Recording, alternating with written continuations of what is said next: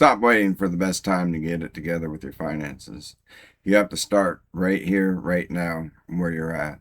There's no other option. It doesn't matter if you're making minimum wage or if you're making $150,000. If you're in debt, or if you're living paycheck to paycheck, these are the cards in your hand. And just like professional poker players, they don't always get the best hand, but they do play them smartly and they play them hard. A lot of people have made mistakes in their 20s, 30s, 40s, and even their 50s.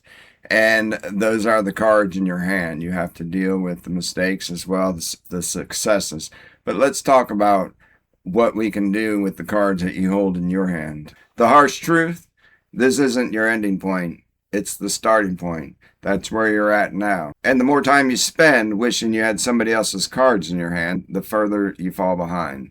Successful people didn't get dealt the best hand most of the time, but what they did was they played their hand well and they played their hand hard. So how do we actually do this? Here's how to play your cards in your hand to get ahead financially. First, you need to cut the bleeding. You need to go over where you spend your money, whether you want to give up dinners out, whether you're buying entertainment or you have some subscriptions. Do the homework, find out what you need to cut out of your life to spend the money, and then don't spend the money on anything else. Save it and invest it. So that's one of two ways to get ahead financially. You can decrease your bills or you can make more money. Now, there's only so many hours in a day. However, if you do have those hours and you do need to get somewhere financially, you may consider taking a second job. Now, of course, you want to be careful of lifestyle creep and you don't want to be dependent on that second job because it makes it so much harder to quit.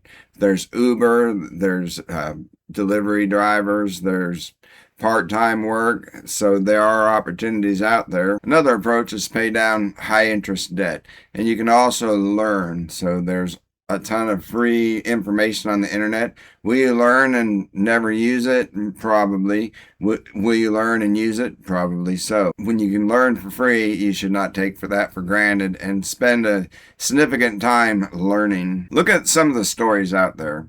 A single mother starts advertising on Facebook to grow a house cleaning business. A man paid off $80,000 worth of debt delivering pizzas at night. And somebody who invested $20 a week for decades is now sitting on a six-figure nest egg. They didn't wait until they were ready. They played the cards in their hand, even when the cards were bad. Your situation might be tough, but every day you delay is another day your future self has to work harder just to play catch up. Start where you're at right now. Play the cards in your hand like your future depends on it, because it does. Small, consistent actions actually will compound over time, and you will be well rewarded for it later. If you're watching this right now, this is your opportunity. It starts today, not tomorrow, not next week, not next month, but today. Drop a comment and tell me what kind of cards you have in your hand. If you want to know more about saving, check out the video here, How to Save